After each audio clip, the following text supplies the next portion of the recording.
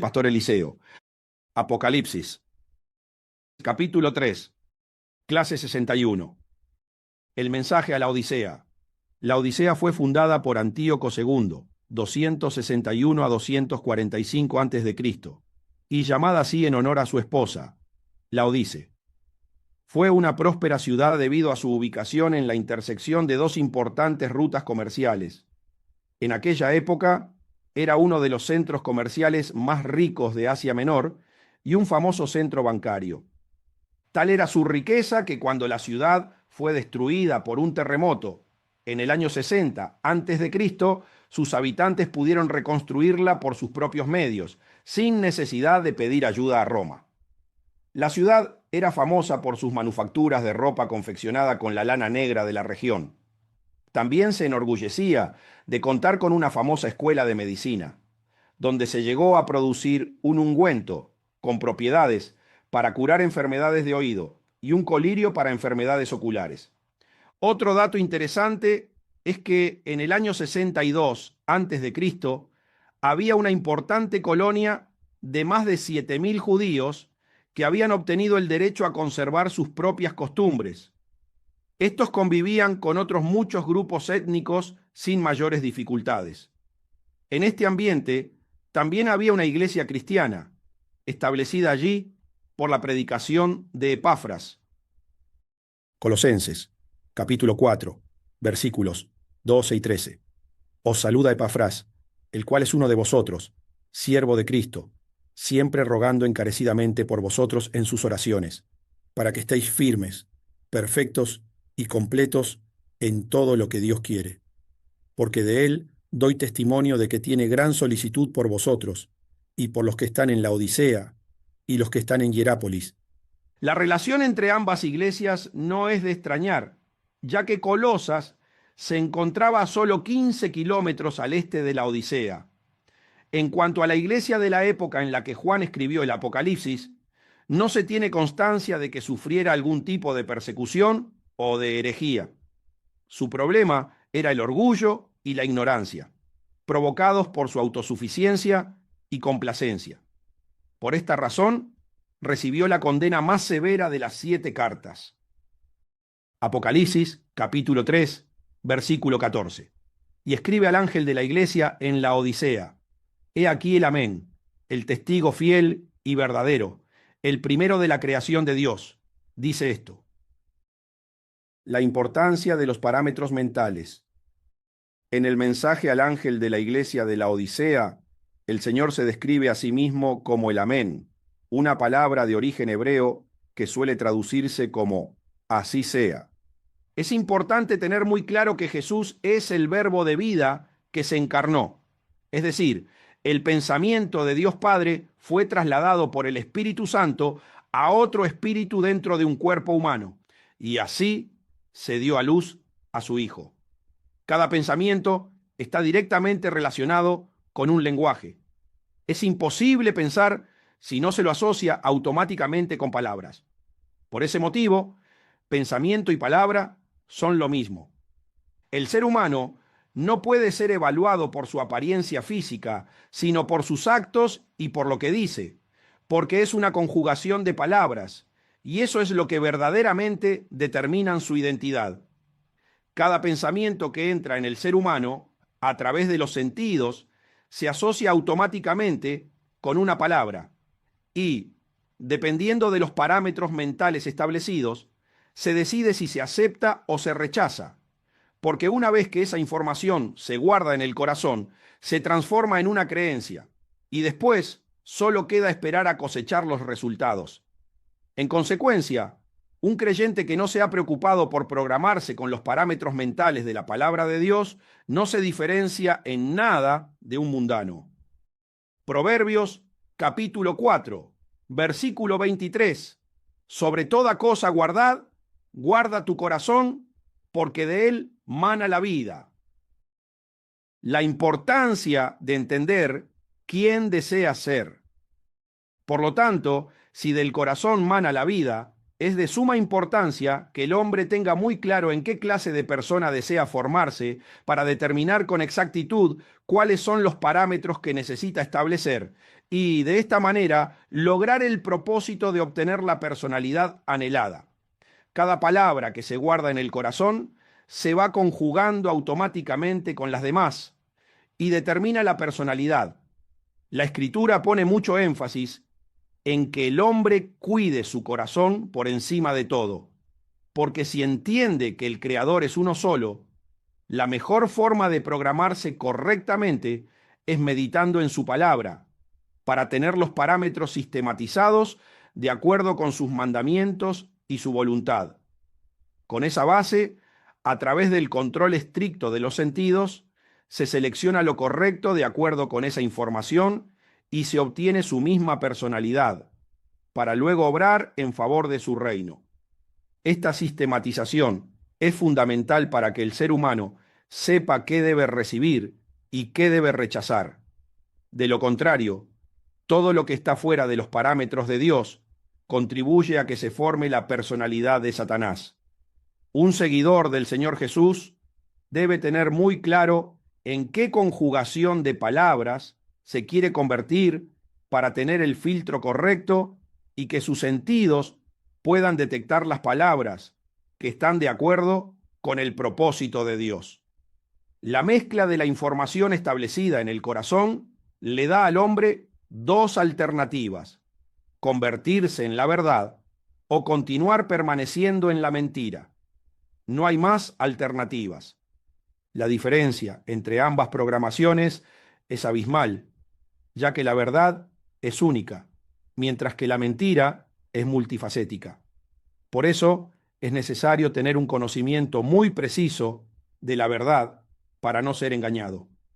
En consecuencia, el Señor dejó su ley escrita en forma de mandamientos, estatutos y decretos, que son la base para adquirir la personalidad de Dios. He aquí el amén. El Señor Jesús es el amén, el así sea, es decir, el pensamiento de la esencia buena de Dios, trasladado por la intervención del Espíritu Santo a un cuerpo humano, lo que dio lugar a la aparición del Hijo de Dios. Que Jesús sea el amén significa que tal y como el Padre Celestial lo pensó, así sucederá, sin posibilidad de variación. El amén no da lugar a dudas ni confusiones, según se exprese. Así ocurrirá. Es claro y contundente, porque revela lo que aconteció en el mundo espiritual antes de que se materialice. Juan, capítulo 1, versículos 1 y 2. En el principio era el Verbo, y el Verbo era con Dios, y el Verbo era Dios. Este era en el principio con Dios. Por ese motivo, el Hijo de Dios se identifica con el amén, el testigo fiel y verdadero, el principio de la creación de Dios. Jesús es el Verbo encarnado, el pensamiento de Dios increado que estuvo con su Padre desde el principio. Es el amén, lo que no cambia ni admite variaciones. El testigo fiel. El testigo fiel, tal cual aconteció, así lo transmite, no hay absolutamente nada que pueda ocasionar un cambio. Es inamovible, como lo habla, como actúa, así fue, es y será. Eso convierte al Señor Jesús en la encarnación de la verdad. No hay lugar para la mentira. Es la perfección del pensamiento de su Padre Celestial expresado en su cuerpo físico. Jesús es Dios encarnado. En el amén no hay negociación, ni mentira, ni hipocresía. La verdad es radical. Juan, capítulo 5, versículos 30 al 32. No puedo yo hacer nada por mí mismo. Según oigo, así juzgo. Y mi juicio es justo, porque no busco mi voluntad, sino la voluntad del que me envió, la del Padre. Si yo doy testimonio acerca de mí mismo, mi testimonio no es verdadero. Otro es el que da testimonio acerca de mí, y sé que el testimonio que da de mí es verdadero. Jesús mismo declaró con sus propias palabras que era el amén, el testigo fiel. Para entender esto con profundidad, es necesario tener una revelación clara del primer mandamiento, que el Señor nuestro Dios es el único Señor. El hombre que no comprende que todo se trata de Dios, es entendible que no se preocupen en meditar en la palabra, para convertirse en el reflejo de lo que el Padre Celestial quiere hacer con su cuerpo humano. No entiende el propósito por el cual fue creado. Cuando Jesús vino al mundo, tenía esta revelación, por eso se esforzó en meditar en la palabra y se mantuvo orando constantemente para convertirse en la manifestación del Padre Celestial en la tierra y cumplir su perfecta voluntad. Por eso revela este gran secreto. No puedo yo hacer nada por mí mismo. Solamente transmitía lo que oía y veía hacer a mi Padre. Era un fiel representante de su obrar. Por eso es el amén. Del mismo modo, quienes reflejan al Padre Celestial en la tierra no deberían tener su propio testimonio, ya que solo hay dos espíritus que pueden dar testimonio de sus obras: el Padre Celestial o el diablo. El hombre solo es un estuche que no puede hacer nada por mí mismo, solo manifestar a uno de los dos programadores. Quien puede dar su propio testimonio no sabe que está siendo utilizado por el reino de las tinieblas. Se autoengaña, porque nunca decidió buscar a Dios de todo corazón. Clase 62. Apocalipsis, capítulo 3, versículo 15. Yo conozco tus obras, que ni eres frío ni caliente. Ojalá fueses frío o caliente. Yo conozco tus obras. De nuevo, el Señor, cuando le manda la carta a la iglesia de la Odisea, alerta al ángel que lidera la congregación de que conoce sus obras para que recapacite y reaccione, porque según le dice, será librado o condenado en el día postrero. Por tanto, es importante que la lea y reaccione favorablemente. Cuando el mensaje es de reprensión y corrección, el ángel debería temer y temblar, e inmediatamente hacer lo sabiamente necesario para obrar conforme a sus directrices. Quien vive de manera correcta puede identificar fácilmente los errores de los demás. Alguien que ha nacido ciego puede suponer cómo son las cosas, pero nunca podrá estar completamente seguro. Pero si recupera la vista, entonces sí podrá estarlo. Lucas, capítulo 6, versículo 39. Y les decía una parábola. ¿Acaso puede un ciego guiar a otro ciego? ¿No caerán ambos en el hoyo? El Señor Jesús lo enseñó así. Es necesario ver para poder guiar a otros. El que está bajo el dominio de la oscuridad no puede entender lo gratificante que es vivir en el reino de la luz. Hay que abandonar de verdad el pecado y tener una conversión sincera para poder ayudar a otros a entender los beneficios del arrepentimiento y el retorno a Dios. Hay hombres que, aunque no cometen algunos pecados, actúan con una luz falsa para condenar a otros. La luz falsa es cuando alguien ha resucitado su espíritu, pero aún no ha recibido el Espíritu Santo, y aunque conoce los mandamientos, cuando predica, sus palabras no tienen un efecto positivo en los oyentes. En definitiva, eso se vuelve una condenación para los que proceden mal en contra de las directrices divinas.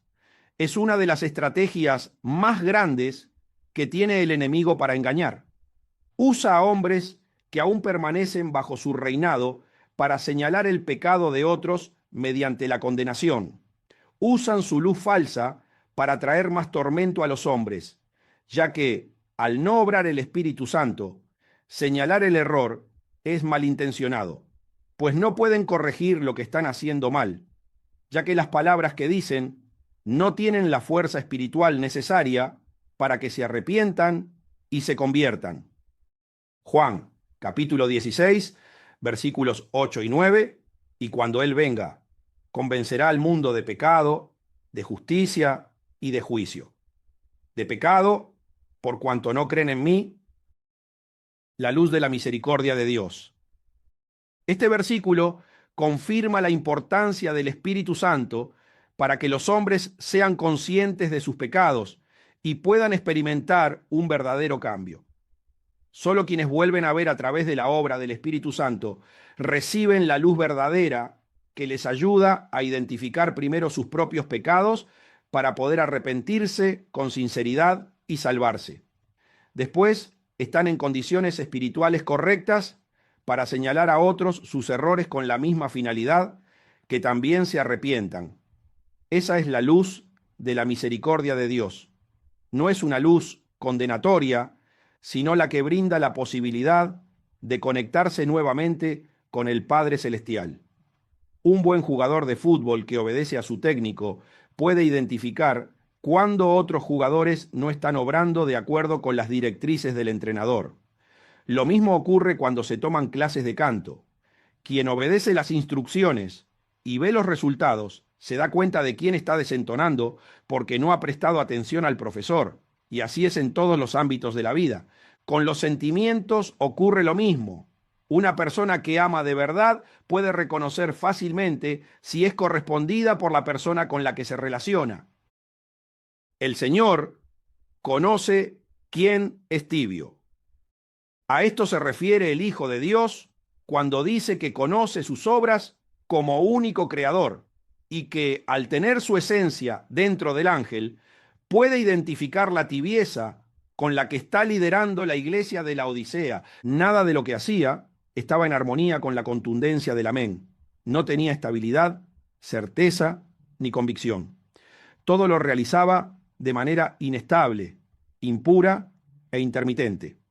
Ese comportamiento tibio e irresponsable le da participación al diablo para que se interponga y anule la manifestación del amén. De esta manera atrofia por completo la obra del Padre Celestial y no puede recibir gloria con la vida de sus seguidores. El obrar de un líder tibio elimina por completo la posibilidad de que pueda ser un testigo fiel de los pensamientos de Dios. Nunca tendrá un testimonio que lo engrandezca, porque toda su vida es una farsa, una mentira. Es imposible que sea testigo del Verbo de vida encarnado. Tienes que ser frío. El Señor le reprocha al ángel que no es frío ni caliente. ¿En qué momento un creyente debe mostrarse frío? Cuando, en diferentes circunstancias de la vida, tiene que proceder rigurosamente como determina la palabra de Dios, de una manera radical y contundente. Pero si manipula la palabra, si la adapta a sus necesidades por diferentes motivos personales, que pueden ser sentimientos, beneficios, dinero o placer, y no la ejecuta de la manera correcta, la entibia y pierde su efecto.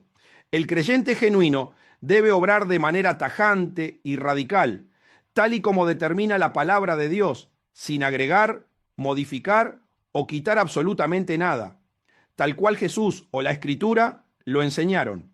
De lo contrario, se termina distorsionando y el diablo disfruta. Cuando un creyente comienza a actuar de manera contraria a lo que dice la Escritura y la adapta a su conveniencia, anula la manifestación del amén en su vida, excluye a Dios de la ecuación, mutila la verdad y se convierte en un seguidor falso e infiel del Evangelio. La palabra del Señor no admite negociación. Si se desvirtúa, se le da acceso al diablo para que obre con libertad, destruya las relaciones entre los hombres y haga caducar los proyectos del reino. Solo cuando la palabra se ejecuta correctamente, con firmeza y frialdad, se le cierran al reino enemigo todas las posibilidades de manipulación y engaño sobre los seguidores de Jesús. ¿Cuántas veces se ha escuchado decir, ante la decisión tajante de una persona, qué frialdad, en referencia a la postura que tomó? Es común que cuando se actúa de acuerdo con lo establecido por Dios, se parezca agresivo, desubicado o incomprensible. Pero, a pesar de lo que opinen los demás, lo más importante es el resultado final que se obtiene cuando se obedece a Dios. En consecuencia, sin fe no se puede agradar a Dios. El diablo usa este tipo de comentarios para desacreditar al Hijo de Dios genuino. El Evangelio debe predicarse sin modificaciones para que dé resultados beneficiosos. Muchos me consideraban un desalmado cuando empecé a discipular a mis padres. Era tajante con las directrices que les daba, porque así lo requería la palabra del Señor. Parecía frío y duro, e incluso malvado, pero hoy puedo ver los resultados de haber ejecutado la palabra tal y como el Señor Jesús la enseñó. Son las decisiones frías las que abren los caminos para la salvación de las almas y hacen que los fieles desarrollen su espiritualidad. Lucas, capítulo 22, versículos 41 al 43. Y él se apartó de ellos a distancia como de un tiro de piedra, y puesto de rodillas, oró diciendo: Padre, si quieres, pasa de mí esta copa, pero que no se haga mi voluntad, sino la tuya. Y se le apareció un ángel del cielo para fortalecerle. La experiencia de Jesús. En este pasaje se puede observar una situación que tuvo que experimentar el mismo Hijo de Dios. Ante la decisión de ir a la cruz, el enemigo intentó interferir para entibiar la voluntad de su Padre. En su oración, Jesús pedía una forma diferente de cumplir la voluntad de su Padre Celestial, que ya había determinado que padeciera cruelmente en su vía crucis. A pesar de saber lo que tenía que sufrir para morir en la cruz, Jesús no se doblegó a la tibieza, sino que hizo prevalecer en su corazón la aceptación, el amén. No dejó que el enemigo le hiciera cambiar la decisión establecida en el pensamiento de Dios. A pesar del dolor que iba a padecer, la aceptó tal cual la había determinado su Padre Celestial. Un acto extremadamente frío, un padre entregando a la muerte a su unigénito hijo, pero con un objetivo muy favorable para muchos: brindarles la salvación de sus almas. Sin embargo, a su Hijo Jesús, por su firmeza y valor, le tenía preparado el trono desde el que se gobierna el universo, un lugar sumamente glorioso en el que reinará por toda la eternidad. Lucas, capítulo 22, versículos 41 al 44. Y él se apartó de ellos a distancia como de un tiro de piedra, y puesto de rodillas, oró diciendo: Padre, si quieres, pasa de mí esta copa, pero no se haga mi voluntad, sino la tuya. Y se le apareció un ángel del cielo para fortalecerle. Y estando en agonía, oraba más intensamente, y era su sudor como grandes gotas de sangre que caían hasta la tierra. Cuando el Señor no negoció la voluntad de su Padre, un ángel del cielo vino para fortalecerlo y ayudarlo espiritualmente a sobreponerse y vencer todas las tentaciones y pruebas. Debido a su meditación y a la convicción que le produjo la palabra en el corazón, se convirtió en el amén, el testigo fiel y verdadero. El Hijo de Dios conoce con precisión tanto a los que obran por la fe, obedeciendo sus enseñanzas, como a los que obran de manera tibia, anulando el fluir del reino de Dios. El sabor frío gratifica al Padre Celestial. El sabor frío gratifica el paladar del Padre Celestial. Por eso, a los que obran con esa seguridad, los quiere tragar. A través de ellos quiere satisfacer su deseo de comer los frutos que son consecuencia de la obra de su Hijo, Jesús. En la Iglesia se puede observar que los que obtuvieron mejores resultados evangelizando, especialmente a sus familias, fueron tajantes con la enseñanza de la palabra de Dios y muy estrictos con las correcciones. Cuando los escuchas hablar, puedes decir que son fríos, pero el Señor respalda con su Espíritu Santo sus predicaciones, está con ellos. Por eso el Padre Celestial está metido en el negocio. No dan lugar a la tibieza y por eso recogen los resultados de su siembra. Dios permite que las semillas que esparcen germinen, echen raíces y den sus frutos. Primera de Corintios, capítulo 13, versículos 6 y 7. Yo planté, Apolos regó, pero el crecimiento lo ha dado Dios. Así que ni el que planta es algo ni el que riega, sino Dios, que da el crecimiento. El crecimiento le pertenece a Dios. Cada creyente tiene el compromiso de transmitir el Evangelio, pero es el Señor Jesús es quien determina que el trabajo realizado dé sus frutos, porque Él sabe con qué convicción se realizó la siembra o el riego de la palabra. El apóstol Pablo fue uno de los hombres que más utilizó Dios para predicar el Evangelio, y Apolos era otro gran siervo. Sin embargo, ellos no tenían autoridad para determinar que sus palabras dieran crecimiento. Eso le pertenece solo al Señor.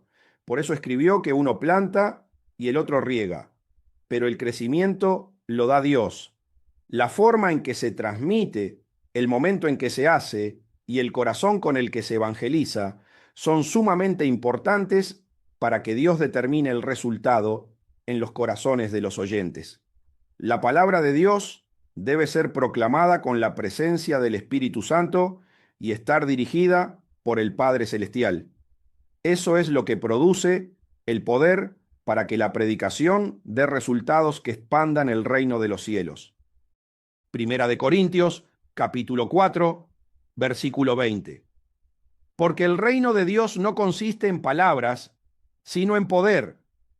El evangelio no consiste en palabras, sino en poder. ¿Cuál es ese poder? Predicar la palabra exacta que el Padre Celestial quiere transmitir en cada momento. En eso consiste el poder del evangelio. No se trata de la obra de alguien en particular, sino de hacer lo que determina el único creador del universo. Quien esté perfectamente alineado con su personalidad y voluntad podrá favorecer a su reino, y el Espíritu Santo lo utilizará para expandirlo. De eso se trata, de manifestar al amén y al testigo fiel, de ser transmisores de lo que aconteció en la mente de Dios, de ser un instrumento efectivo en el plan que diseñó para que los hombres encuentren la salvación de sus almas. Por lo tanto, una predicación tibia o la manipulación de su palabra solo van a ocasionar resultados opuestos. Es imposible que Dios pueda obrar. Al contrario, la falta de certeza en la transmisión de la palabra es lo que desplaza al Padre Celestial de la situación. El creyente debe ser caliente. Al Señor Jesús también le agradan los que son calientes, y esto hace referencia al comportamiento que deben tener los hijos de Dios cuando se les manda predicar o realizar alguna tarea conforme al reino de la luz. El convencimiento y la pasión con la que un hijo de Dios lleva a cabo lo que se le ordena también son determinantes para el progreso de la obra del Señor. Jesús, por medio de Juan, le dice al ángel de la iglesia de Éfeso: conozco tus obras y tu arduo trabajo, lo que significa que las hacía efusivamente, motivado por el amor que sentía por Dios y por el reino en general. El amén no solo se manifiesta en las decisiones frías, sino también en la forma apasionada en que el creyente ejecuta las obras que se le encomiendan. Un seguidor de Jesús puede ser frío a la hora de tomar decisiones y tibio a la hora de actuar, o viceversa. Pero al Señor le gustan los que son como el amén, que toman decisiones y actúan con perfección y pasión, tanto cuando se pone en práctica la palabra de Dios, como cuando se recibe un mandato para ejecutar cualquier obra relacionada con el reino. Los que actúan de una manera fría o caliente son los hijos que enorgullecen al Padre Celestial, porque son los que se esfuerzan por adquirir su personalidad y actuar como lo hizo su Hijo Jesús, el amén. Entonces lo glorifican en la tierra. Juan, capítulo 17, versículos 4 y 5. Yo te he glorificado en la tierra, he acabado la obra que me diste que hiciese. Ahora pues, Padre, glorifícame tú al lado tuyo, con aquella gloria que tuve contigo antes que el mundo fuese. Glorificar al Padre en la tierra. Estas son las particularidades que hicieron que el Señor Jesús se convirtiera en el amén, el testigo fiel y verdadero. En consecuencia, ahora les exige a los ángeles que lideran las iglesias que tengan el mismo comportamiento que Él tuvo para glorificar también al Padre Celestial en la tierra. ¿Qué significa glorificar al Padre Celestial en la tierra? Significa mantener una íntima relación entre el espíritu humano resucitado y el Espíritu Santo para recuperar el alma contaminada por el pecado. Tras restablecer la relación entre el espíritu y el alma, los resultados del cambio espiritual interno se reflejan en el cuerpo.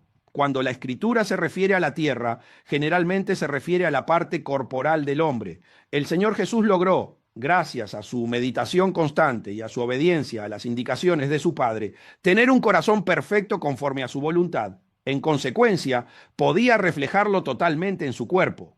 Eso es glorificar a Dios en la tierra.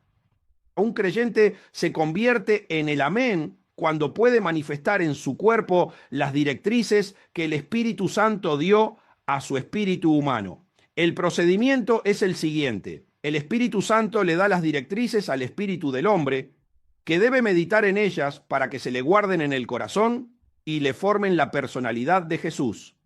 De esta manera, el alma puede acceder a esa información guardada en el corazón y ejecutarla. Así se va volviendo idónea con el Espíritu, y la directriz que había dado el Espíritu Santo se manifiesta en el cuerpo. Quien logra los cambios necesarios para tener este proceso interno se vuelve un hombre íntegro, se convierte en un hijo de Dios genuino y es quien refleja al amén en la tierra. Ese era el plan original de Dios cuando creó al hombre, antes del pecado de Adán, disfrutar de su creación a través de ellos. Sin embargo, el diablo interfirió para destruirlo, pero el Padre Celestial envió a su Hijo para restablecerlo nuevamente. Por lo tanto, ese es el proceso que todo creyente debe experimentar en su interior para que el plan vuelva a su origen, tal y como Dios lo diseñó. Clase 63. Apocalipsis, capítulo 3, versículo 16. Pero por cuanto eres tibio, y no frío ni caliente, te vomitaré de mi boca. El riesgo de que Dios los quiera vomitar. El secreto de la existencia del hombre es adquirir la misma personalidad que tiene el Señor Jesús para volver a manifestar al Padre Celestial en la tierra. Por lo tanto, ante la palabra, debe ser frío en las decisiones y caliente en su proceder, así podrá volver a glorificar a Dios. El reino de las tinieblas siempre incita a los creyentes a manipular la palabra de Dios y a modificarla de acuerdo a sus necesidades personales para convertirse en seres tibios que reflejen la personalidad de Satanás y arriesgarse a que Dios pierda la paciencia, se enfurezca y los vomite. Dios se alimenta de las buenas obras de los santos, por lo que, con cada acción favorable relacionada con su reino, Dios se vuelve más luminoso y puede expandirse, aumentando las posibilidades de salvación de los hombres. Cuando las obras de un hijo de Dios afectan a otros creyentes para que avancen, al que está sentado en el trono le permite aumentar su intensidad de luz. Cuando la obra se realiza sobre un inconverso, le permite expandir su radio espiritual y crecer en su reino. En consecuencia, es fundamental entender que todo se trata de Dios y de la necesidad de predicar el Evangelio. El peor engaño que puede sufrir un ser humano es individualizar a las personas ignorando el mundo espiritual. Entonces no entienden que en cada una de ellas está la presencia de Dios y por tanto no tienen temor cuando lastiman, ofenden o ignoran a otro ser humano. Mateo, capítulo 25. Versículos 44 al 46. Entonces también ellos le responderán diciendo: Señor, ¿cuándo te vimos hambriento, sediento, forastero, desnudo, enfermo o en la cárcel y no te servimos? Entonces les responderá diciendo: de cierto os digo que en cuanto no lo hicisteis a uno de estos más pequeños, tampoco a mí lo hicisteis. E irán estos al castigo eterno y los justos a la vida eterna. El peligro de no entender que todo se trata de Dios. Entonces, es una expresión que significa por consecuencia de. Este pasaje habla de supuestos creyentes que se creían dignos de la salvación, pero que desconocían el primer mandamiento, que dice: Oye, Israel, el Señor nuestro Dios, el Señor uno es. Al desconocerlo, los creyentes no identificaban la presencia del Señor Jesús en todas las personas, por lo que no trataban a todos con el mismo esmero, ni deseaban que se salvaran con la misma intensidad. ya que no habían comprendido en profundidad el primer mandamiento, que revela que Dios está dentro de todos los seres humanos y espera que lo asistan con el Evangelio. El Señor Jesús les reprocha que no lo cuidaron. Por cuanto no lo hicisteis con uno de estos más pequeños, tampoco a mí me lo hicisteis. Por tanto, merecen el castigo eterno. Los tibios son aquellos que no lo alimentaron correctamente, que pusieron cosas en su esencia que le daban asco porque no lo hacían avanzar espiritualmente. Con su ignorancia, sus decisiones manipuladas y sus acciones sin pasión no provocaban cambios en las otras personas, no permitían que Dios aumentara su intensidad ni que expandiera su radio de influencia lumínica. En consecuencia, el Señor le dice al ángel de la iglesia de la Odisea: ojalá fuera frío o caliente. Al menos, cuando evangelicen, que hagan alguna obra que les permita crecer en luminosidad. Pero con su comportamiento, solo perdían muchas oportunidades de mejorar su presencia en los espíritus humanos. A veces, las palabras de los creyentes tienen tanta falta de la presencia del Espíritu Santo y de la voluntad del Padre Celestial que hacen que los hombres que las escuchan cierren definitivamente sus corazones. Por ese motivo, el creyente tibio corre el riesgo de asquear al Señor Jesús y que éste lo termine vomitando. Apocalipsis, capítulo 3, versículo 17. Porque tú dices: yo soy rico y me he enriquecido, y de ninguna cosa tengo necesidad, y no sabes que tú eres un desventurado, miserable, pobre, ciego y desnudo. Los dos señores. Evidentemente, el diablo tiene muchísimos recursos para entibiar los efectos de la palabra de Dios en los corazones de los creyentes, como los sentimientos terrenales, el poder, la fama, etc.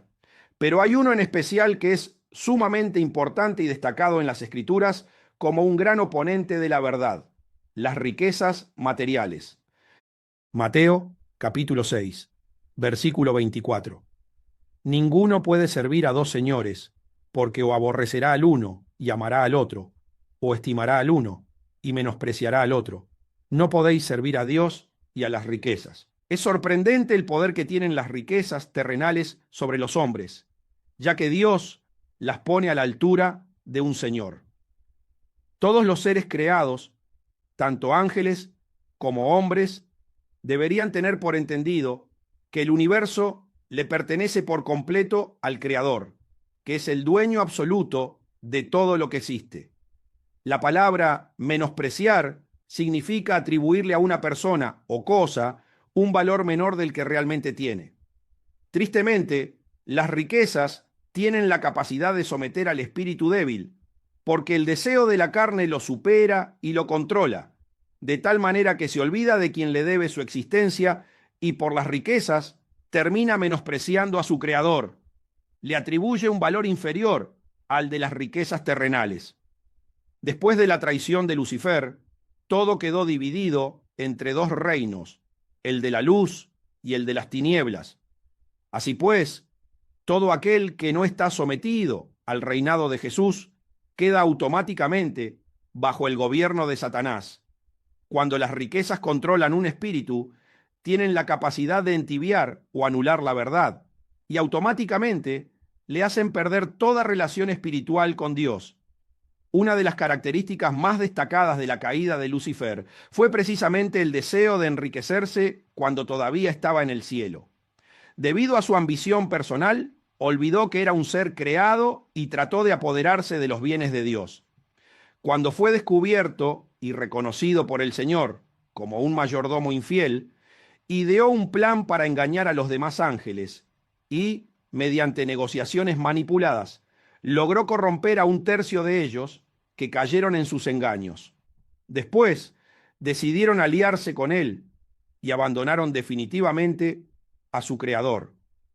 Los ángeles que se rebelaron perdieron por completo la noción de que el Señor es uno solo, y cada espíritu debe entender que no debe desobedecerlo para que se mantenga la armonía entre todos los habitantes del universo y reine la paz, y así todos puedan vivir felices. El tibio elimina la presencia del amor. Por ese motivo, Dios no hace negocios, porque Él determinó otorgarle lo mejor a cada espíritu, ya que procediendo de esa manera, pretende lo mejor para Él mismo. Hacer una negociación implica que un espíritu en el que Él se diversificó tenga que sufrir una pérdida en los beneficios que le quiere brindar, y su amor por Él no se lo permite.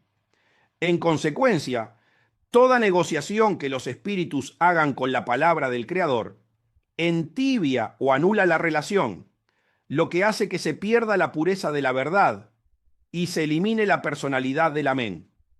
Un desventurado es alguien que ha caído en el engaño de pensar que puede comprar y gobernar el mundo espiritual con las riquezas materiales. Desventurado. El Señor le dice a este ángel de la iglesia de la Odisea que es un desventurado, lo que significa que su vida está destinada a estar llena de desgracias, principalmente la de estar separado de su Creador. El desventurado no tiene una vinculación espiritualmente correcta con el Señor Jesús, ya que no forma parte integral de su reino. La principal característica de un desventurado es la hipocresía, ya que todo su proceder es falso. Su vida se basa en la manipulación y la mentira, y nada de lo que hace está enfocado en tener un progreso espiritual. Por el contrario, su apego está dirigido a tener una cordial amistad con el mundo. Miserable. Luego le dice que es un miserable, y su particularidad es que deseando realizar algo relacionado con su crecimiento espiritual, termina haciendo todo lo contrario. Sus obras son totalmente carnales. El miserable es aquel que no puede realizar ni una sola obra en beneficio del reino de Dios. A pesar de que cree que está sirviendo a Dios, no entiende que las fuerzas demoníacas internas lo dominan y por lo tanto todas sus obras terminan en pecado. El apóstol Pablo, cuando se convirtió, experimentó lo que significa tener una vida miserable, querer hacer una cosa y terminar haciendo la contraria, vencido por las fuerzas espirituales que habitan en su cuerpo. Cuando el apóstol Pablo recibió el Espíritu Santo, tuvo esa sensación y, al meditar sobre lo que le estaba sucediendo en su vida y compararlo con lo que enseña la Escritura, pudo discernirlo. Se sentía agobiado por la situación. Sin embargo, el creyente que nunca tomó en serio seguir al Señor Jesús y no recibió el Espíritu Santo, nunca llega a enterarse de la gravedad de su situación espiritual. No entiende que es un esclavo del diablo. Por ese motivo, el apóstol Pablo se desesperó cuando recibió la revelación de esta verdad. Romanos, capítulo 7, versículos 21 al 25. Así que queriendo yo hacer el bien, hallo esta ley, que el mal está en mí. Porque según el hombre interior, me deleito en la ley de Dios, pero veo otra ley en mis miembros que se rebela contra la ley de mi mente, y que me lleva cautivo a la ley del pecado que está en mis miembros. Miserable de mí, ¿quién me librará de este cuerpo de muerte? Gracias doy a Dios por Jesucristo Señor nuestro. Así que yo mismo con la mente sirvo a la ley de Dios, más con la carne a la ley del pecado. Cuando Pablo comprendió la situación espiritual que estaba padeciendo, se dio cuenta de que era una situación trágica. Un hombre no debería ser incapaz de gobernar su propio cuerpo. Pensar y desear hablar y actuar de una manera y hacerlo de forma totalmente opuesta es una vida miserable. Se dio cuenta de que con el conocimiento intelectual no podía superar la situación, por más que conociera la ley de Dios y quisiera ponerla en práctica. La ley que había en sus miembros era más fuerte y superaba el deseo espiritual, rebelándose contra él. El poder de la presencia demoníaca en su cuerpo, consecuencia de los pecados que había cometido antes de convertirse al Evangelio, era más fuerte que el pensamiento que anhelaba obrar correctamente para agradar a Dios. A través de esa desgarradora experiencia, el apóstol Pablo entendió la importancia y la necesidad de que el Hijo de Dios actuara en su favor y comprendió que era imprescindible meditar siempre en la palabra de Dios para guardarla en el corazón y poder obrar a través de la gracia. También comprendió la importancia de utilizar el nombre del Señor Jesús para liberarse de la presencia demoníaca y terminar con su grave situación espiritual, convirtiéndose así en un hombre libre, en un varón de Dios. En consecuencia, al saber que era imposible salir del pecado que lo gobernaba, dio gracias a Dios por Jesucristo, porque a través de su sacrificio y resurrección les brinda a los hijos de Dios el conocimiento necesario para utilizar las herramientas espirituales y prevalecer. Por lo tanto, un miserable es alguien que, a pesar de querer dejar de pecar, la situación demoníaca que hay en sus miembros lo agobia y lo vence, y siempre termina ejecutando el mal. Es un esclavo del pecado. Clase 64. Pobre.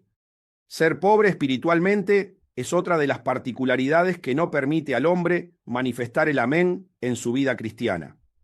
El pobre es el creyente que ha tenido un encuentro con el Hijo de Dios que le ha hecho reflexionar sobre sus malos caminos a través de la palabra y le ha permitido comenzar a prestarle una mayor atención. Eso hace que su espíritu humano resucite de nuevo, pero no le da la facultad para que la palabra sea fortalecida en su corazón para que lo gobierne. Eso fue lo que Jesús le explicó a Nicodemo, un líder religioso, en un encuentro personal que tuvieron. Juan capítulo 3, versículos 3 y 4. Respondió Jesús y le dijo: de cierto te digo, que el que no naciere de nuevo no puede ver el reino de Dios. Nicodemo le dijo: ¿cómo puede un hombre nacer siendo viejo?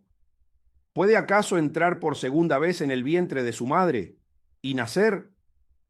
Saulo, después llamado Pablo, era fariseo y, al igual que Nicodemo, pensaba que estaba sirviendo a Dios. Sin embargo, Saulo era un asesino que perseguía a los creyentes para matarlos, y Nicodemo era un principal entre los judíos, pero ignorante espiritualmente.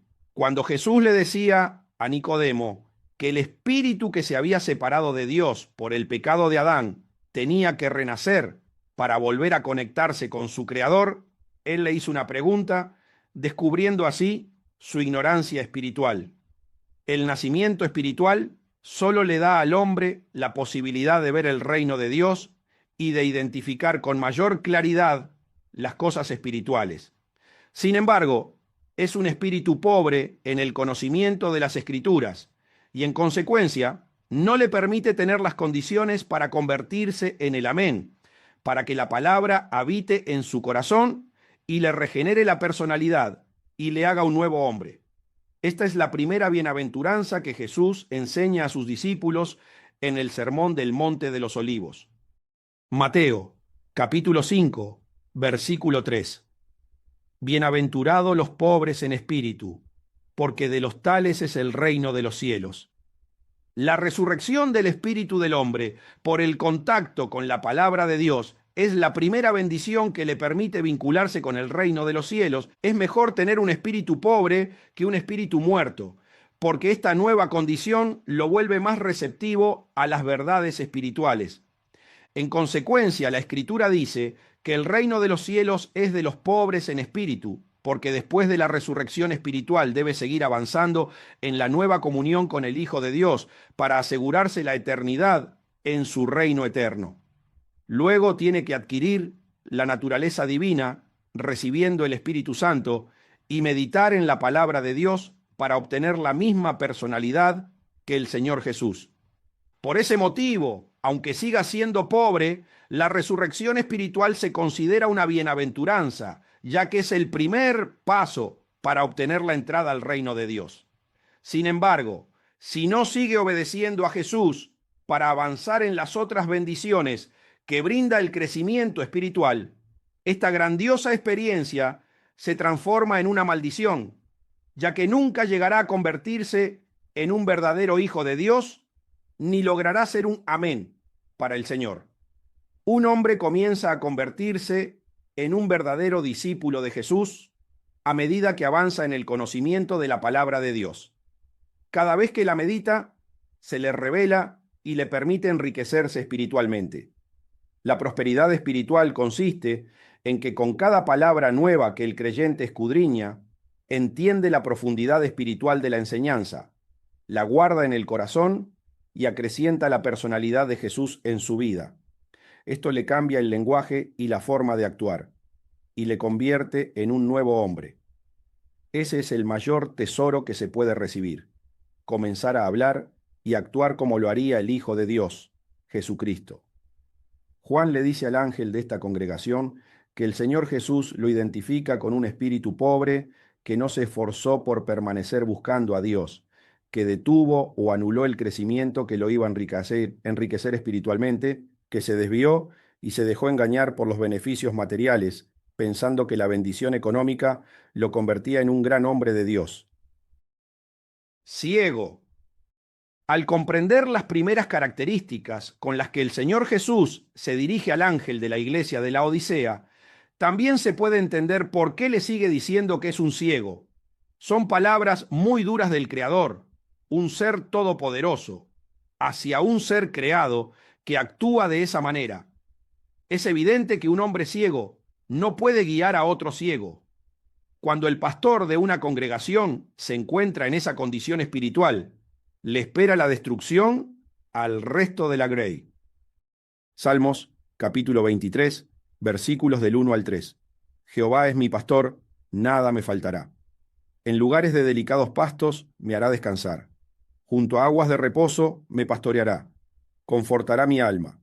Me guiará por sendas de justicia, por amor de su nombre. David destaca la cualidad más importante de un pastor: guiar al rebaño a los mejores pastos para su alimentación y a los manantiales de agua para saciar su sed.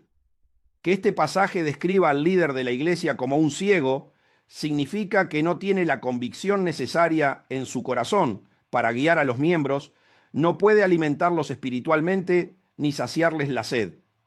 En los momentos en que necesitan una respuesta de Dios para continuar el camino hacia el cielo, no la tiene, o peor aún, hace que tropiecen con sus indicaciones. Lucas, capítulo 6, versículos 39 y 40. Y les dijo: ¿acaso puede un ciego guiar a otro ciego? ¿No caerán ambos en el hoyo? El discípulo no es superior a su maestro, mas todo el que fuere perfeccionado será como su maestro. Es evidente que las personas llegan a la iglesia para aprender a conocer a Dios, a apartarse de los pecados y a empezar a vivir de la manera que le agrada. Por lo tanto, llegan ciegos, buscando recibir la vista espiritual. Es responsabilidad del pastor guiarlos para que puedan cambiar y acceder al cielo. Pero si el pastor está ciego, ambos caerán en el hoyo, es decir, que los dos terminarán en el infierno. El ser humano es un ser programable, por eso es tan importante que cuando toma la decisión de congregarse, pida a Dios que lo dirija a la iglesia correcta, donde haya un pastor que lo guíe por el camino de la verdad, porque no podrá hacer nada diferente a lo que se le enseñe. El discípulo no puede ser superior a su maestro. Sin embargo, el que le obedezca en todo será perfeccionado como su maestro. Si el guía es ciego, terminará en el infierno, pero si tiene buena visión espiritual, le indicará el camino hacia el cielo. Desnudo. Esta puede ser la particularidad que más destaca la desobediencia a las enseñanzas bíblicas, porque es el reflejo de que no se escudriñan las Escrituras como Jesús ordenó. Es de suma importancia resaltar que la desnudez simboliza la falta de la presencia del Espíritu Santo en la vida del creyente. Y aunque parezca descabellado, hay muchos líderes que carecen de ella. El Señor considera que el hombre al que Jesús le resucitó su espíritu humano debería pertenecer al reino de los cielos, pero, como se vio anteriormente, solo no le es suficiente para poder entrar. Juan capítulo 3, versículos 5 y 6, respondió Jesús: de cierto te digo, que el que no naciere de agua y del Espíritu no puede entrar en el reino de Dios. Lo que es nacido de la carne, carne es, y lo que es nacido del Espíritu, Espíritu es. Volviendo a la conversación de Jesús con Nicodemo, se puede identificar lo grave que es considerar que con la resurrección del Espíritu se tiene derecho a entrar en el cielo. Jesús se mostró muy claro con Nicodemo, que era considerado un líder religioso, y le dijo que, si no nacía del agua y del Espíritu, no podía entrar en el reino de Dios. El agua representa el conocimiento revelado de la palabra, y el Espíritu hace referencia al Espíritu Santo. Mientras no lo recibe, no puede evitar por ningún medio vivir en la carne. Es decir, el diablo seguirá teniendo el control total sobre su alma y no podrá vencerlo. Hechos, capítulo 1, versículo 8. Pero recibiréis poder cuando haya venido sobre vosotros el Espíritu Santo, y me seréis testigos en Jerusalén, en toda Judea, en Samaria y hasta lo último de la tierra. El Espíritu Santo es imprescindible para ser genuino. El Espíritu Santo desciende sobre los creyentes para darles el poder necesario para que el diablo no les arrebate el conocimiento revelado que van adquiriendo de la palabra de Dios, para que el testimonio del cambio sea genuino. Viene a proteger el espíritu humano, para que cuando el diablo venga a tentar a los creyentes, no acepten sus negociaciones y entibien la palabra, perdiendo por completo la personalidad del amén. Muchos están desnudos porque confunden la resurrección del espíritu humano con recibir al Espíritu Santo. Entonces, no disciernen correctamente la voluntad del Padre Celestial y son fácilmente manipulados por el reino de las tinieblas. Creen que, con la prosperidad material, están agradando a Dios y son muy bendecidos, cuando en realidad están siendo confundidos. Si el Señor lo reconoce como desnudo, es porque debería estar vestido. La desnudez espiritual avergüenza al Señor Jesús delante de su enemigo. Es un tibio al que quiere vomitar. Génesis, capítulo 3, versículo 7. Entonces fueron abiertos los ojos de ambos, y conocieron que estaban desnudos. Entonces cosieron hojas de higuera, y se hicieron delantales. Adán y Eva llegaron a tener puesta la vestimenta que representa la gloria de Dios en sus vidas, y cuando la perdieron, avergonzaron a Dios delante de su enemigo y los expulsó del huerto del Edén. Pero ellos antes del pecado experimentaron la gloria de Dios, por eso fueron expulsados. La condición del ángel de la iglesia de la Odisea es diferente. Justamente todo lo que le sucedía era por la falta de esa gloria en su vida. En consecuencia, se le alerta de su grave situación para que se arrepienta. Por tanto, la desnudez confirma la falta de la cobertura del Espíritu Santo. Apocalipsis, capítulo 16, versículo 15.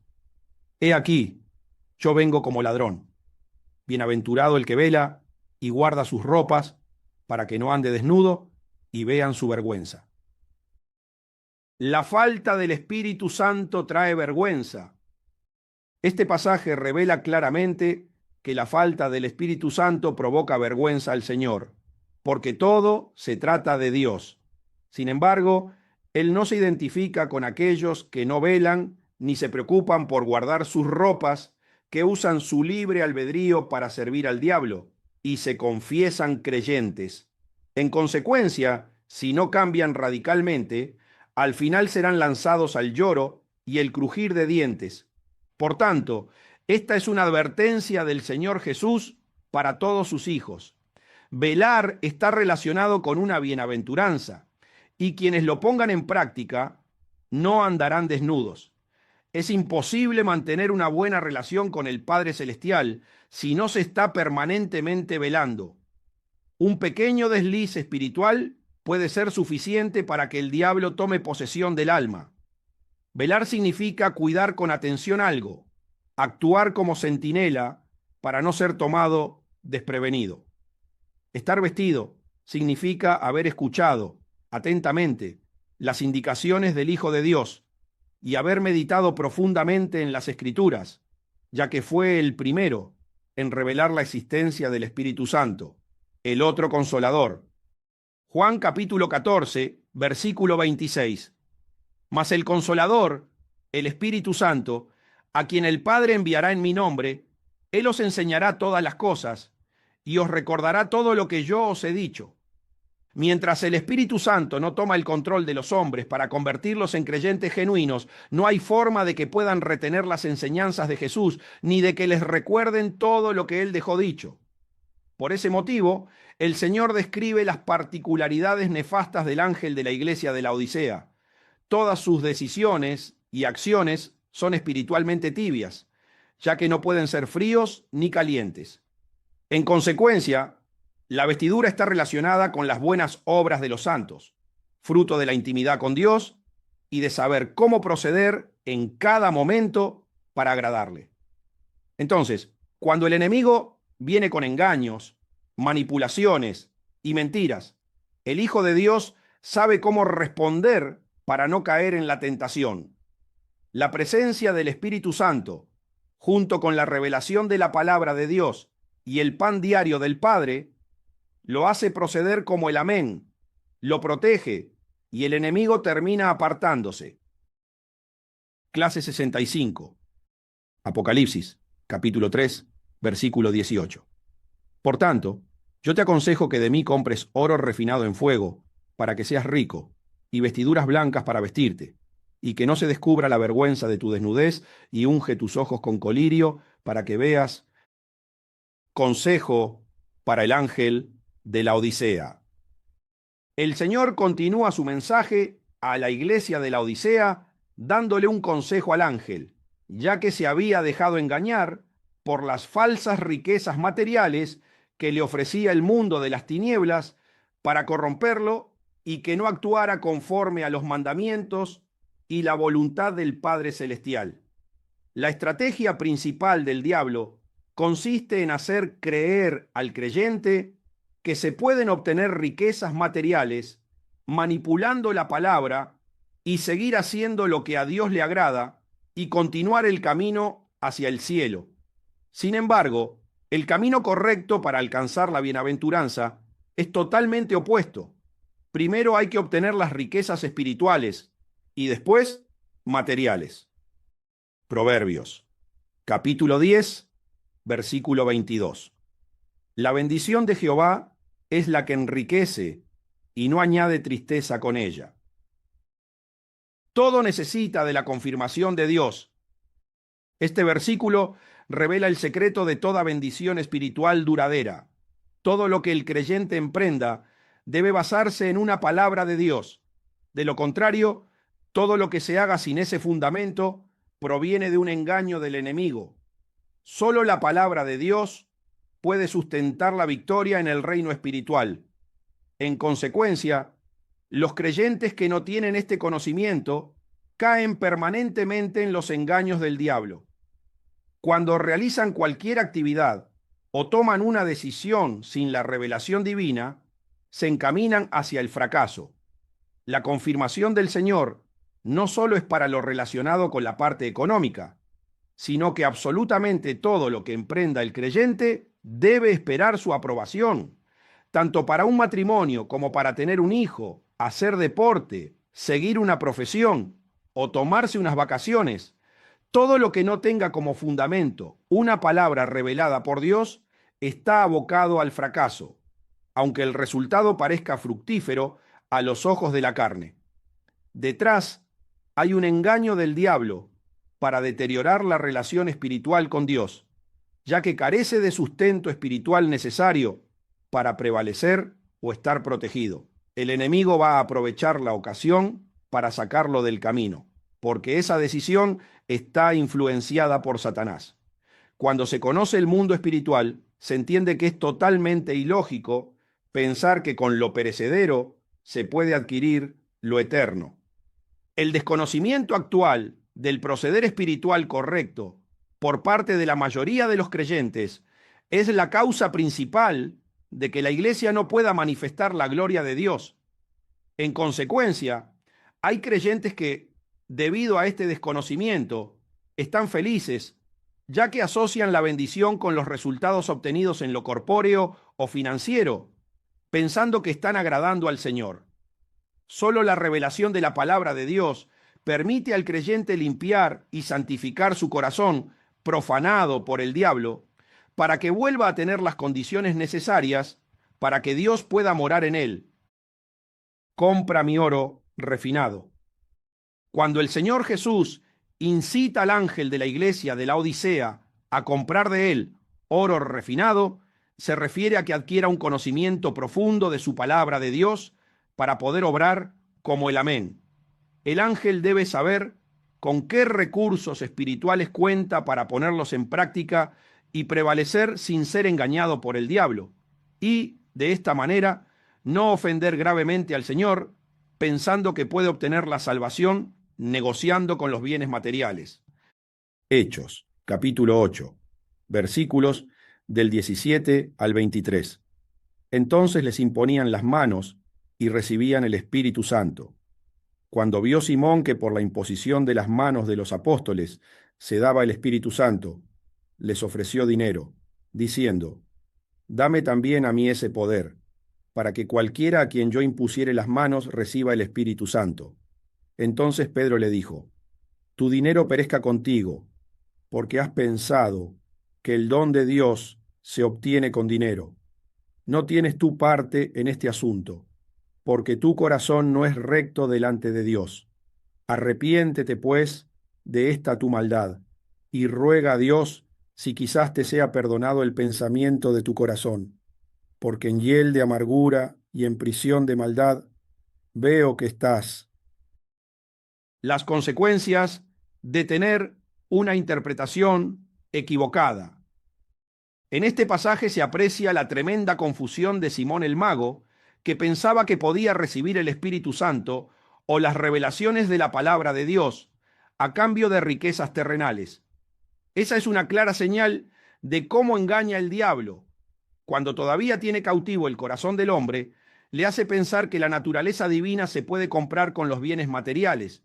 Quien tenga ese concepto está en un error muy grave, ya que al pensar que con los recursos de la tierra se pueden obtener las riquezas del cielo, ese error termina ocasionándole el efecto contrario, pues es una gran ofensa a Dios y puede acarrear una gran maldición, que es lo que quiere el diablo.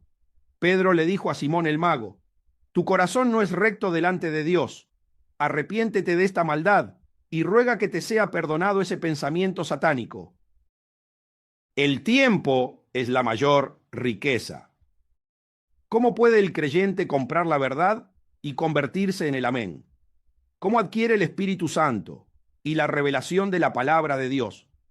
La respuesta es el tiempo. Esa es la mayor riqueza que el Señor le dio a los seres creados, pero muy pocos lo toman en serio, ya que invierten un tesoro tan preciado como el tiempo en obtener beneficios que no les brindan una ganancia espiritual. ¿Cómo recibió el apóstol Pedro el poder espiritual? Pasando tiempo con Jesús. Él lo había dejado todo para dedicarle todo su tiempo al Hijo de Dios. Marcos capítulo 10, versículos del 28 al 30. Entonces Pedro comenzó a decirle: He aquí, nosotros lo hemos dejado todo y te hemos seguido. Respondió Jesús y dijo: De cierto os digo que no hay ninguno que haya dejado casa, o hermanos, o hermanas, o padre, o madre, o mujer, o hijos, o tierras, por causa de mí y del Evangelio, que no reciba 100 veces más ahora en este tiempo: casas, hermanos, hermanas, madres, hijos y tierras, con persecuciones, y en el siglo venidero la vida eterna. Pedro le dice al Señor: Nosotros lo hemos dejado todo y te hemos seguido. Es decir, te hemos dado todo nuestro valioso tiempo. ¿Qué recibiremos a cambio? La respuesta del Señor Jesús fue contundente: Todos los que dejen sus pertenencias por seguirme, de cualquier índole, los que supieron valorarme y me entregaron su tiempo por el Evangelio, recibirán 100 veces más. Obtendrán prácticamente las mismas cosas, pero con la perspectiva correcta, enfocada en la familia del cielo y en los bienes de la iglesia. Evidentemente, esta revelación conlleva persecuciones, porque el diablo odia a quienes deciden dedicarle todo su tiempo al Hijo de Dios. Entregarle todo el tiempo al Señor Jesús tiene un doble beneficio: ser bendecido en el mundo terrenal y recibir la vida eterna. Quien me entrega su vida ahora, tendrá la mía por toda la eternidad. El tiempo es la mayor riqueza del creyente, ya que con él puede comprar la verdad y alcanzar la condición espiritual necesaria para ser un instrumento de transferencia del Espíritu Santo. El desconocimiento de la riqueza espiritual. Si un hombre pobre no conoce la forma de vivir de un hombre rico, aceptará cualquier manera de sobrevivir, pero si conoce los beneficios de vivir con riquezas, seguramente cambiará su forma de pensar y de comportarse para trabajar y superarse, y cambiar por completo su estatus social. Quien no conoce los beneficios que aporta recibir el Espíritu Santo para alcanzar la riqueza espiritual, evidentemente, seguirá esforzándose por obtener los mejores resultados en el mundo terrenal para satisfacer su carne sin dedicar tiempo a conocer más a fondo al Hijo de Dios y convertirse en un creyente convencido, aunque asista a la iglesia. El hombre asocia a Dios con la solución correcta para liberarse de todos los problemas, lo considera un superhéroe, pero no relaciona el hecho de recibir todas las bendiciones con el establecimiento de una relación íntima. Esa es la causa de tantos fracasos espirituales, debido a ese concepto erróneo e interpretado incorrectamente, y de esa manera el diablo puede engañar fácilmente a los creyentes. El Señor quiere sacar al ángel del engaño. El Señor quiere sacar al ángel de la iglesia del engaño y le dice: tú dices que te consideras rico y que te has enriquecido y que no necesitas nada, pero no sabes que espiritualmente eres un desventurado, miserable, pobre, ciego y desnudo. El creyente está completamente desorientado respecto a las riquezas espirituales y le brinda al diablo una gran facilidad para engañarle, ya que le confunde y le hace creer que tener recursos materiales implica tener una buena relación con Dios, cuando en realidad está completamente vacío de su presencia. Lo que él considera riqueza y bendición, ante Dios, es pobreza y maldición. El concepto que gobierna la mente del creyente engañado es mantenerse dentro de la iglesia, porque la cercanía a Dios le supone un aumento de los beneficios carnales y de los bienes materiales, sin entender que, si ese acercamiento no está respaldado por la revelación de la palabra de Dios y la oración, la consecuencia es que se convierta en un creyente tibio y termine siendo rechazado por el Señor. En consecuencia, dice Jesús: yo te aconsejo que compres de mí oro refinado en fuego. El oro refinado. El oro es un metal precioso que no llega directamente de la mina al mercado, sino que para adquirir su mayor valor atraviesa un complicado proceso de refinamiento. El tratamiento especial al que se somete al oro le elimina todas las impurezas que le impiden alcanzar su mayor valor comercial, ya que para que se considere valioso requiere mucho trabajo, esfuerzo y tiempo. Se trata de un proceso que se realiza en varias etapas y que en cada una de ellas lo purifica más para que alcance su mayor cotización. Es común que el creyente se tome tiempo para realizar tareas y cosas vanas, sin ninguna retribución espiritual, pero cuando se trata del Señor Jesús, nunca tiene tiempo para desarrollar su espíritu y poder glorificarlo en la tierra. En relación, el Señor Jesús describe a esta congregación, que se considera rica y que nada le falta, como completamente desprovista de su presencia, que no tiene absolutamente nada del amén, y la reconoce como tibia y totalmente engañada por Satanás. Compra de mí. Yo te encarezco que compres de mí. ¿De quién? Del amén, del Señor Jesús, oro refinado en fuego. Yo te aconsejo que utilices el riquísimo tiempo que te brindo, mientras estás en este mundo con vida, para que obtengas las riquezas que te brinda tener mi palabra revelada en el corazón, para que obtengas mi personalidad, la cual te da acceso a la vida eterna. El ángel necesita pasar por un proceso de purificación espiritual para que cada palabra de Dios le permita adquirir un conocimiento profundo de las Escrituras y le vaya quitando las asperezas para que se convierta en un ser espiritual más valioso. Solo pasando tiempo con el Señor se refina y se eliminan las escorias del pecado, lo sucio, lo inútil y lo adverso. Ese trato minucioso elimina completamente la tibieza que lo distanció del amén y le impide vivir como un verdadero hijo de Dios. Si para los hombres el tiempo es oro, para los hijos de Dios son recompensas y galardones eternos. Solo el tiempo que el creyente dedica a estudiar la palabra le da la capacidad de convertirse en el amén, en testigo de la transformación que puede lograr la combinación del Espíritu Santo con la palabra de Dios. Vestiduras blancas. La presencia del Espíritu Santo en la vida del creyente hace que sus vestiduras se vean cada vez más blancas. Cada palabra que se le ilumina en el corazón se transforma en gracia y le da más poder para manifestar la gloria de Dios en su vida. Detrás de cada palabra revelada se esconde la personalidad del Padre Celestial.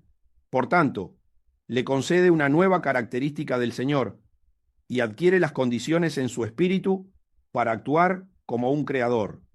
Cada vez que el creyente manifiesta a Dios con su vida, capta la atención de las almas para que deseen estar en su misma condición.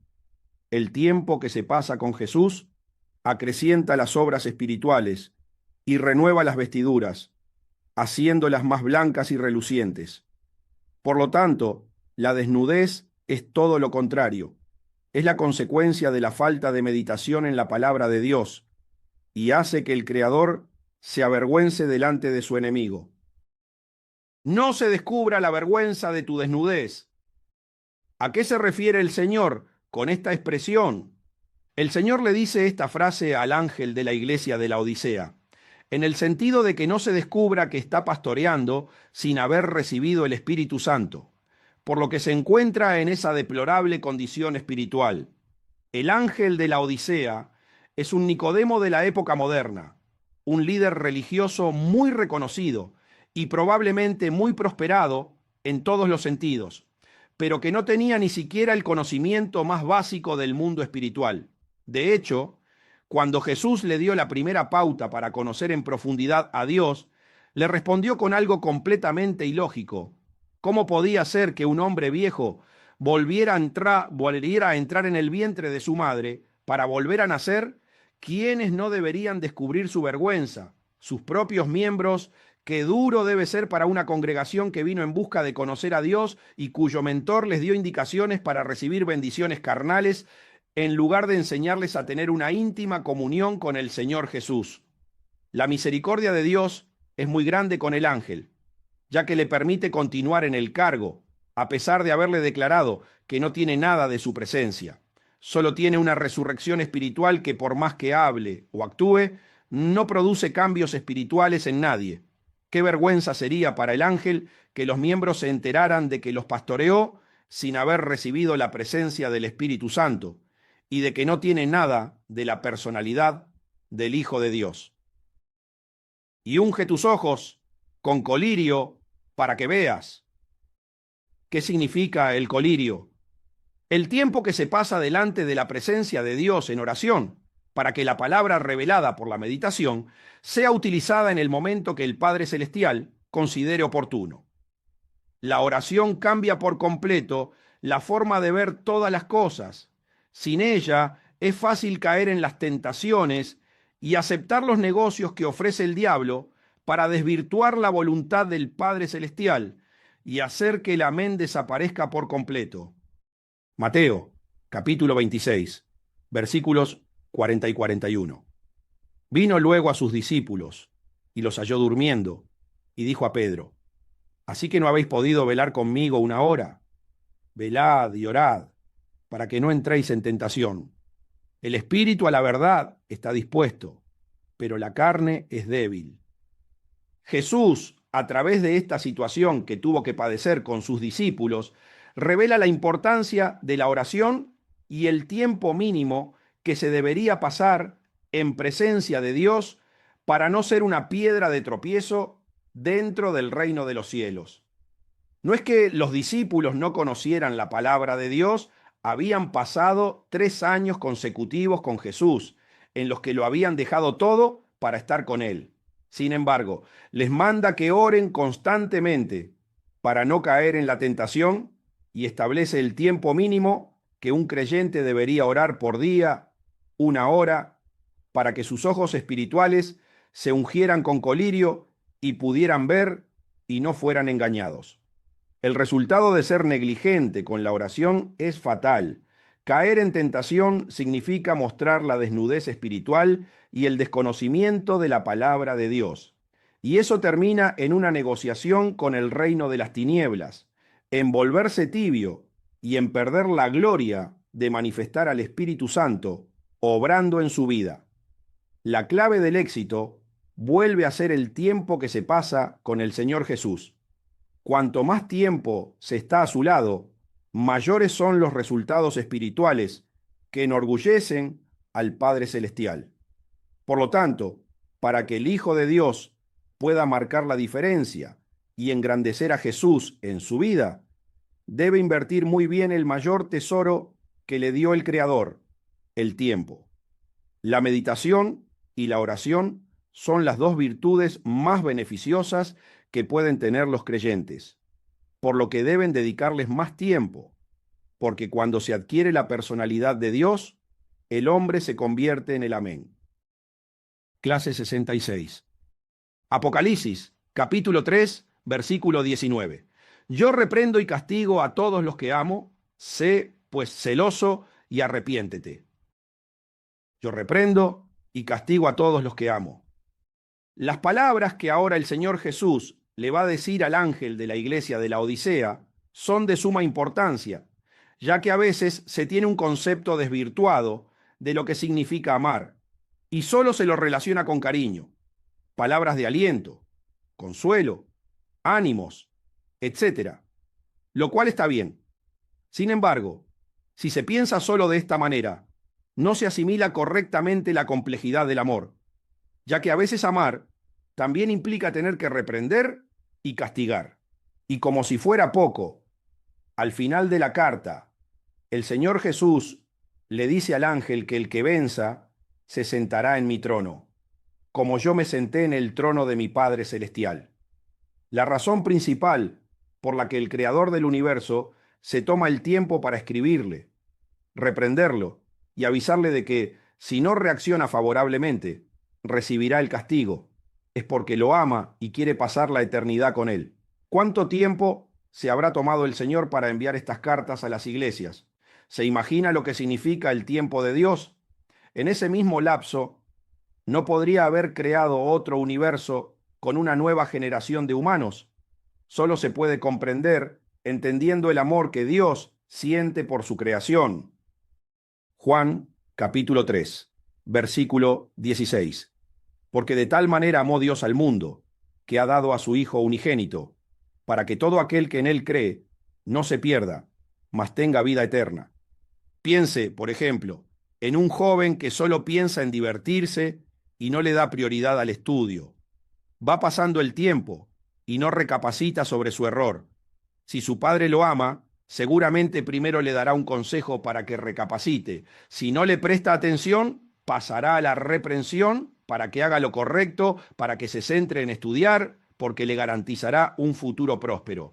Pero si después del consejo y la reprimenda no reacciona, tendrá que buscar una manera más agresiva para que entienda de una vez su mal proceder, algún castigo más fuerte. Y todo esto debido al amor que le tiene, para que deje de hacer lo que no le conviene.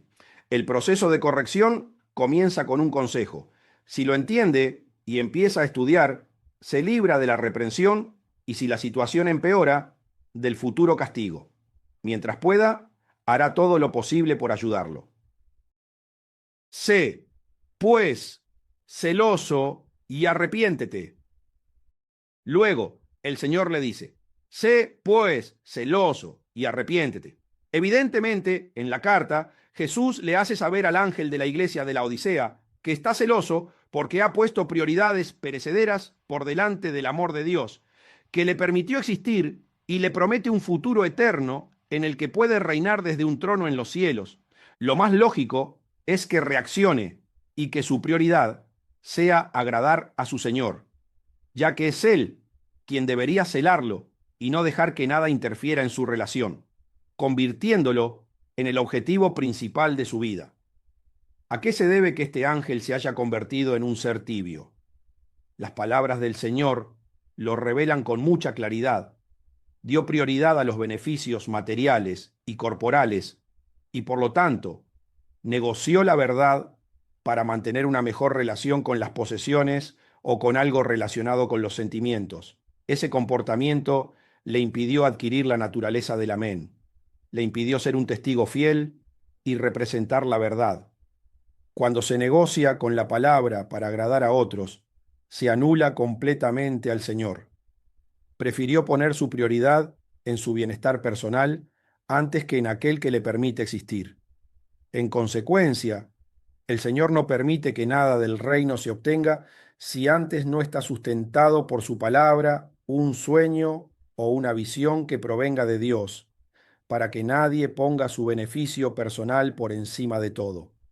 Cuando los creyentes saben que lo que tienen vino de parte de Dios, lo mantengan o el Señor se lo quite, siempre le agradecen. Job, capítulo 1, versículos 20 al 21. Entonces, Job se levantó y rasgó su manto, y rasuró su cabeza, y se postró en tierra y adoró. Y dijo: Desnudo salí del vientre de mi madre, y desnudo volveré allá. Jehová dio, y Jehová quitó. Sea el nombre de Jehová bendito. Un hombre celoso por el Señor. Este es un pasaje extraordinario para conocer la actitud de un hombre celoso por el Señor, que tiene muy claro que todo lo que posee se lo debe a Él, sin importar si se trata de bienes materiales o espirituales. En consecuencia, Dios se enorgullecía tanto del comportamiento de Job y lo reconocía como un hombre destacado, sin igual en la tierra, varón perfecto y recto, temeroso de Dios y apartado del mal. Se puede decir que el comportamiento de Job se asemejaba mucho al del amén, al de un testigo fiel y verdadero que manifiesta la gloria de Dios. El secreto está en entender que el ser humano llega a este mundo sin nada y se va del mismo modo. Job dijo: Desnudo salí del vientre de mi madre y desnudo volveré. Lo que significa que comprendió que aunque vino a este mundo, nada le pertenece. Todo es del Creador, que se lo brinda o se lo quita según sus designios divinos. Tanto si es de una manera como de otra, el hombre debería dar gracias a Dios por haberle permitido existir y experimentar la vida.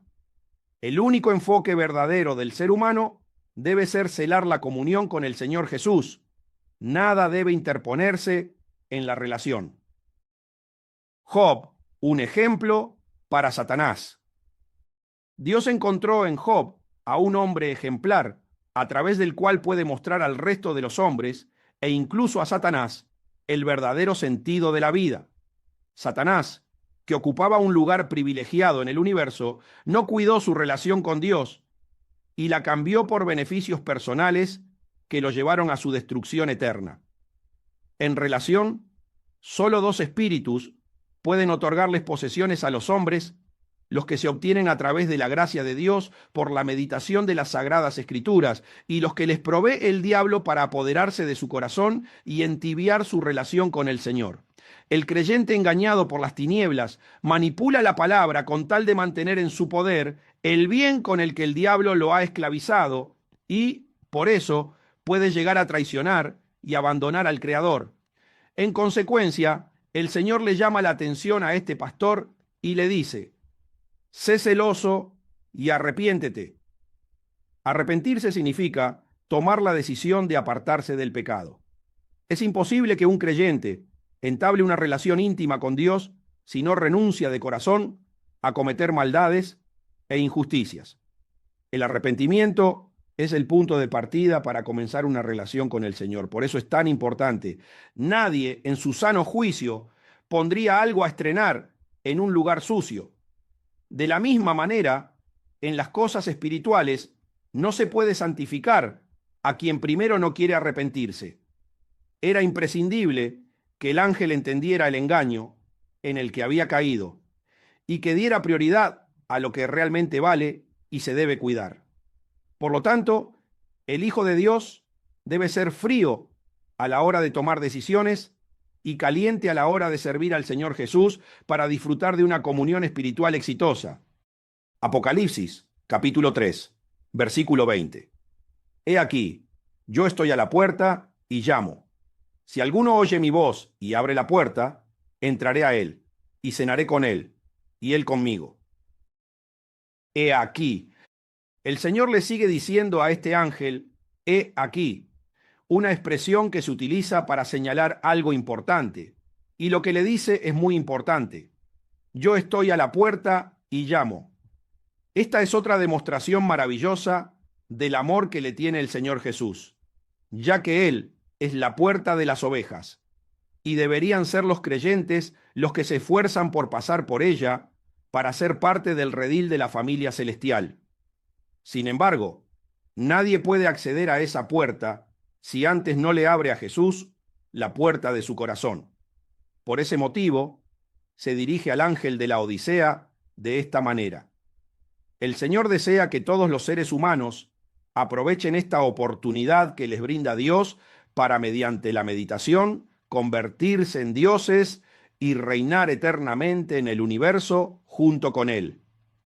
Juan, capítulo 10, versículos 34 al 36. Jesús les respondió, ¿no está escrito en vuestra ley? Yo dije, dioses sois. Si llamó dioses a aquellos a quienes vino la palabra de Dios, y la escritura no puede ser quebrantada. Al que el Padre santificó y envió al mundo, vosotros decís, tú blasfemas, porque dije, Hijo de Dios soy. Dioses sois. El apóstol Juan escribió en su evangelio estas palabras del Señor Jesús. El Padre llama dioses a todos aquellos que reciben a su Hijo como enviado del cielo y aclara que la Escritura no puede ser quebrantada, ni manipulada, ni modificada, porque está completamente inspirada por el Espíritu Santo de Dios. Es sorprendente que el Creador tenga que insistir tanto a sus criaturas para que lo escuchen, le abran la puerta y le permitan entrar, con el fin de convertirlos en dioses. Esto es, tener verdadero amor por uno mismo y por su creación. El Señor sabe lo que se hace y por eso insiste tanto en la evangelización, porque quiere que su esencia buena se expanda dentro de los hombres. En toda la carta al ángel de la iglesia de la Odisea se refleja el amor de Dios y le dice, si alguno de los miembros de la congregación oye mi voz y abre la puerta, porque soy el único que tiene la voz que salva. No hay otra que lo pueda hacer, no hay otro camino. No hay nadie en todo el universo que pueda ofrecer la vida eterna. La voz de Dios no se puede escuchar con los oídos humanos. Por eso insiste tanto el Señor en que le presten atención, porque su voz se debe escuchar con los oídos del Espíritu, que también son los del corazón. Entrar para cenar. Esta es otra manifestación del amor del Señor por el ángel, ya que se destaca el momento en que llama a la puerta y le pide que le deje acceder para cenar, la última comida del día. Evidentemente, esto es simbólico, pero quiere hacerle entender que ya ha llamado varias veces a la puerta para que lo dejen entrar. Seguramente lo hizo durante el desayuno, el almuerzo y la merienda, sin obtener un buen resultado. El corazón estaba herméticamente cerrado a su gracia divina. En consecuencia, se destaca la cena, que manifiesta el inmenso amor de Jesús por esta iglesia, ya que hasta el último momento intenta que le abran para que se salven y escapen de los engaños de las riquezas perecederas.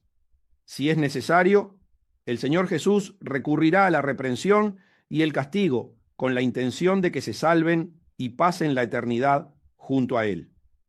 Jesús desea entrar por la puerta porque tiene el alimento provisto por su Padre Celestial. Quien le abra entrará y cenará con Él, porque sólo así los creyentes pueden adquirir su personalidad y convertirse en el Amén y dar testimonio de los cambios que produce la relación con el Hijo de Dios. Por tanto, se vuelven testigos fieles que hablan la verdad. Clase 67. Apocalipsis, capítulo 3, versículo 21. Al que venciere, le daré que se siente conmigo en mi trono, así como yo he vencido, y me he sentado con mi Padre en su trono. Aprovechar la oportunidad divina. El amén es inamovible. Cuando determina algo en su pensamiento, no admite modificación y se convierte automáticamente en la única verdad. Por eso, los hombres deben tener temor y temblor y analizar su comportamiento en la vida material y las decisiones que están tomando con su libre albedrío, porque son las que decidieron anteriormente en los pensamientos del Eterno, y deben verificar hacia dónde se están dirigiendo eternamente. Lo que están viviendo en este momento, el ángel de la Odisea y sus miembros, es la misericordia de Dios, y deben aprovechar al máximo la oportunidad que les está dando para experimentar según sus pensamientos y verificar lo que están haciendo en oposición a sus mandamientos y su voluntad, para que aprovechen el beneficio de estar en el mundo y puedan arrepentirse y enmendar sus caminos. A lo largo del libro del Apocalipsis, es importante recordar permanentemente el objetivo de Dios al crear el universo para tener más claridad sobre por qué van a suceder los hechos, ya que todo lo que va a acontecer tiene como finalidad restablecer ese orden, separando antes a los malos de los buenos. Al principio, Dios creó el universo con el deseo de disfrutarlo a través de sus seres creados, todos los ángeles y los seres humanos. Todo era maravilloso y había una armonía perfecta entre todos sus habitantes. Cuando Lucifer pecó, muchos ángeles aceptaron su rebelión y perdieron la gloria de vivir en el cielo. Del mismo modo, cuando Adán pecó, todos los seres humanos quedaron condenados a un tormento eterno. Pero Dios, por amor a ellos, ideó un plan para rescatarlos. El huerto del Edén, que Dios había creado para que habitara la segunda generación de humanos, era extraordinariamente hermoso, pero la serpiente, con su astucia, se lo arrebató a Adán, y el mundo quedó bajo el dominio de las tinieblas. El huerto del Edén, un lugar creado a la grandeza de Dios. Entonces, Dios sacó a Adán de ese paraíso maravilloso que era el huerto del Edén, ya que, con la belleza extraordinaria con la que lo había creado, el hombre, que había perdido su esencia espiritual y había quedado bajo el dominio de la carne, no se iba a poder resistir a sus encantos, y ante las continuas tentaciones del diablo, iba a seguir pecando, y le iba a resultar difícil restablecer la relación. Todos los hombres a los que Dios llevó para mostrarles el cielo querían quedarse, pero el Señor Jesús los regresaba para que dieran testimonio de su hermosura y todos escogieran el camino de la salvación.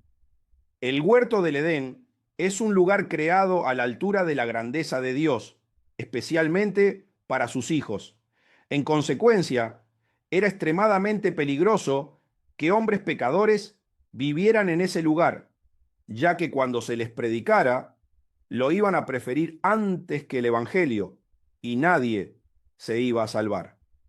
En consecuencia, Dios trasladó a Adán y a Eva a un mundo menos hermoso, bajo maldición, para que cuando se les predicara el Evangelio, le dieran más importancia a tener una relación con el Creador que a disfrutar de la creación material. A pesar de todos los cambios realizados por Dios para facilitar la salvación, son muchos más los que se pierden, ya que el mundo imperfecto y maldito sigue siendo hermoso, y los hombres prefieren el placer de la carne antes que restablecer la relación espiritual con el Creador, una creación para habitar mucho más exuberante. El ángel de la iglesia de la Odisea estaba dentro del grupo de los que se dejaron engañar por el diablo y prefirieron el placer del mundo antes que la intimidad con Dios. De todas formas, El Señor lo amaba y quería hacerle recapacitar. Ante esta situación caótica, el Señor Jesús quiere hacerle entender quién es en realidad. En consecuencia, le dice al ángel: yo soy el que está desde el principio de la creación de Dios, el que les dio la posibilidad de existir, y al vencedor le ofrezco sentarse en mi trono para reinar en la grandeza de la creación del cielo, un lugar mucho más maravilloso que en el que están viviendo actualmente y al que ningún hombre que lo ha conocido quiere regresar. A través de esta promesa, el creyente puede pensar y reflexionar sobre lo hermoso que debe ser el huerto del Edén, que Dios diseñó especialmente por amor a sí mismo y a los hombres. Jesús, en la carta, para que el ángel le preste su mayor atención y se percate de sus errores, debido a que el diablo lo tiene cautivo con los placeres de la carne, le dice: el vencedor se sentará a reinar junto a mí en mi trono, sobre la creación que mi Padre tiene preparada, y que es mucho más exuberante que la que hoy conocen los hombres. Recurre a este ofrecimiento para que recapacite sobre sus pecados, se arrepienta y pueda salvarlo, porque entonces, en el cielo, entenderá con total claridad que el diseño del Padre Celestial es mucho más hermoso y placentero que el engaño que actualmente está viviendo. El diablo ofrece beneficios perecederos por odio para que las almas se pierdan y sean lanzadas al lago de fuego, pero en el cielo las dádivas son por los siglos de los siglos, y el Padre Celestial las entrega por amor, porque verdaderamente quiere vivir la eternidad con sus hijos que le han demostrado su amor. Al que venciere. En consecuencia, el Señor Jesús le dice al ángel de la Odisea: al que venciere, al que escape de los engaños que ofrece este mundo, y no permita que se conviertan en el amén, porque entibian mi palabra para disfrutar de él, el Padre Celestial le ofrecerá algo mucho mayor y más glorioso: convertirlo en Dios, hacerlo su hijo y que reine eternamente junto a él en un mundo mucho más deslumbrante que todo lo conocido. Así como yo no me dejé engañar cuando Satanás me tentó con todos los reinos de la tierra, ustedes también tienen que prevalecer sobre sus falsedades. Mateo, capítulo 4, versículos del 8 al 11. Otra vez le llevó el diablo a un monte muy alto, y le mostró todos los reinos del mundo y la gloria de ellos. Y le dijo: todo esto te daré, si postrado me adorares. Entonces Jesús le dijo: vete, Satanás, porque escrito está: al Señor tu Dios adorarás, y a Él solo servirás. El diablo entonces le dejó, y he aquí vinieron ángeles, y le servían. Cuando el diablo probó y entendió que Jesús era el amén de Dios, el testigo fiel de su gloria, y que solo hablaba con la verdad, intentó tentarlo ofreciéndole todos los reinos del mundo a cambio de que se postrara y lo adorara, con el propósito de que entibiara la palabra de su Padre y aceptara su propuesta. El Señor Jesús, que tenía la palabra meditada y revelada en su corazón, y conocía con precisión la voluntad de su Padre Celestial, sabía con certeza lo que le esperaba por su plena obediencia: sentarse junto a él en su trono. En consecuencia, su respuesta fue contundente y radical: vete, Satanás, porque después de vencerte, vas a tener que adorarme y servirme. Así como Jesús sabía lo que le deparaba en el futuro, el ángel de la Odisea también lo sabrá si se arrepiente y vence. Se sentará conmigo en mi trono, como yo me senté en el trono de mi Padre. Apocalipsis, capítulo 3, versículo 22. El que tiene oído, oiga lo que el Espíritu dice a las iglesias. El que tiene oído, oiga lo que dice el Espíritu. Una vez más, el Señor termina el mensaje dado al ángel de la Odisea, como lo hizo con las cartas anteriores, destacando que deben tener oído para escuchar lo que dice el Espíritu Santo a las iglesias. Es como el sello de que todo lo que dijo el Hijo de Dios va a acontecer tal cual lo relató. Era como cuando Jesús estaba en el mundo y decía: de cierto os digo y cuando se expresaba de esa manera, era para que los oyentes prestaran la máxima atención a sus palabras, porque era una doble confirmación de algo que no iba a tener variación. El Señor Jesús es el Amén. No era necesario que dijera, de cierto os digo, pero al reconfirmar lo que iba a declarar, lo hacía para que no lo tomaran a la ligera, porque si no, si lo ignoraban, iban a tener que sufrir las consecuencias. Tanto el ángel de esta congregación como cada uno de sus miembros deberían abrir inmediatamente la puerta de su corazón, arrepentirse de haber puesto sus prioridades en cosas perecederas y tener una relación íntima con el que estaba desde el principio. Tenían que empezar a ser fríos en sus decisiones ante las situaciones que anteriormente les manipulaban en busca del beneficio personal y ser calientes a la hora de predicar o servir al Señor, sin darle importancia a la receptividad de los oyentes, porque es Dios quien toca los corazones y quien da el crecimiento.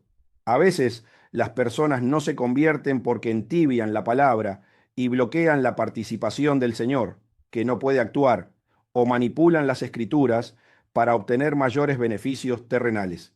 Si obraran justamente, el Señor les daría 100 veces más con un beneficio espiritual y la vida eterna.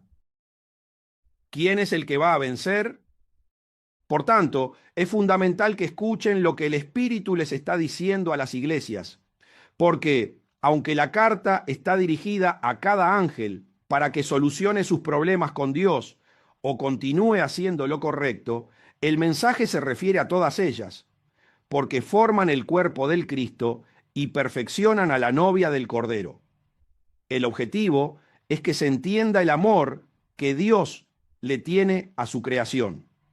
En el caso particular de la Odisea, a pesar de ser una iglesia tibia, si se arrepentía de sus errores y comenzaba a ser celosa de la obra de Dios, el Señor le daba la posibilidad de sentarse junto a Él en su trono. ¿Quién es el que va a vencer? El que, desde que leyó la carta de Juan enviada por el Señor, comenzó a meditar seriamente en la palabra de Dios para guardarla en su corazón y convertirla en un amén, y empezar a vivir por la gracia divina, será un testigo fiel y verdadero, y su tibieza será eliminada por completo.